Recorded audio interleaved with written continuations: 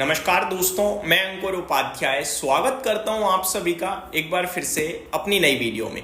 सबसे पहले आप सभी को 79वें स्वतंत्रता दिवस की हार्दिक शुभकामनाएं।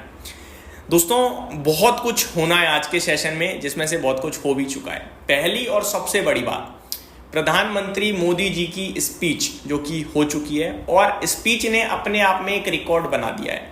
100 मिनट से भी ज्यादा की ये स्पीच थी और लॉन्गेस्ट एवर स्पीच बन चुकी है। इसमें प्रधानमंत्री मोदी जी ने काफी सारी बड़ी बड़ी योजनाएं अनाउंस करी हैं, स्पेशली रोजगार योजना, जिसके तहत 1 लाख से ज्यादा एम्प्लॉयमेंट जाएगा। लगाओ टैरिफ, जितना लगाना है करने की कोशिश कर लो, जितना करना है भारत को नुकसान, लेकिन कर नहीं पाओगे। दोस्तों, ऐसा मैं नहीं कह रहा हूं, ऐसा कह रहा है खुद यूएस की रेटिंग कंपनी S&P ग्लोबल। कल मैंने आप सभी के साथ S&P ग्लोबल ने जो भारत की रेटिंग अपग्रेड करी है वो शेयर किया था। उसमें एक पॉइंट कवर करना मैं भूल ही गया। मैंने आपसे कहा कि जो टैरिफ लगाया है यूएस ने, इनफैक्ट एडिशनल 25% का भी जो टैरिफ लगाया है, यानी ओवरऑल 50% का, उन्होंने कहा कि भारत उससे ओवरकम करने में सक्षम है, उसे मैनेज कर लेगा। यानी कि फर्क तो पड़ेगा हमारी जीडीपी पे, लेकिन इतना नहीं कि हम टूट जाएंगे, बिखर जाएंगे ना, मैनेज करेंगे। उन्होंने क्लियरली कहा कि भारत के पास अच्छे खासे फॉरेक्स रिजर्व्स हैं और भारत मतलब पूरी तरीके से सक्षम है उसे मैनेज करने में, जो भी टैरिफ का इंपैक्ट आएगा। और रेटिंग को करा है अपग्रेड। ये दर्शाता है भारत की इकोनॉमिक कंडीशन करंटली क्या है, क्या नहीं है। बात करें दूसरी और बड़ी बात की आज के सेशन में जो होनी है, वो है प्रेसिडेंट ट्रंप और प्रेसिडेंट पुतिन साहब की अलास्का में मीटिंग। ये मीटिंग बड़ी इंपॉर्टेंट है दोस्तों। ये मीटिंग इसलिए इंपॉर्टेंट है क्योंकि यहां पे रशिया यूक्रेन की वॉर को समाप्त करने के लिए ये मुलाकात है। और अगर रशिया यूक्रेन की वॉर समाप्त होने के संकेत आते हैं, तो क्या हमारे ऊपर जो अतिरिक्त 25% का टैरिफ लगा है वो हटेगा? पहला सवाल। और अगर हटेगा तो फिर जो 25% रह जाएगा, उसके बाद क्या ट्रेड डील को लेकर बात होकर हमारे पास 18-20% के समथिंग का टैरिफ आएगा? अगर ये सब होता है तो भारत का बाजार एक फ्रेश ऊंचाइयों पे जाने के लिए होगा तैयार, जिसकी पॉसिबिलिटीज तो हैं। और अगर रशिया यूक्रेन की वॉर तो समाप्त होने की संकेत आते हैं, लेकिन हमारे ऊपर टैरिफ एज इट इज रहता है, तो समझ लीजिएगा भारत और यूएस के संबंध खराब होते हुए दिख रहे हैं।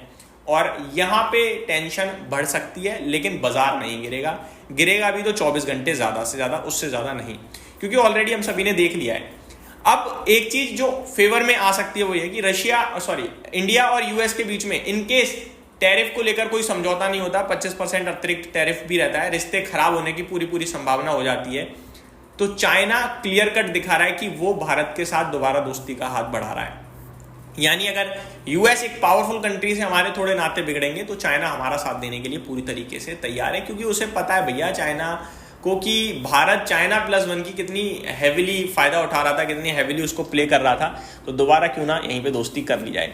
ये सारी चीजें हैं जो मतलब ग्लोबल लेवल पे बड़े इवेंट्स हैं, जिसका डायरेक्टली इनडायरेक्टली बड़े लेवल पे इंपैक्ट आएगा आज बाजार पे। बाजार तो बंद है, लेकिन मतलब मंडे के लिए मैं आपके साथ शेयर कर रहा हूँ।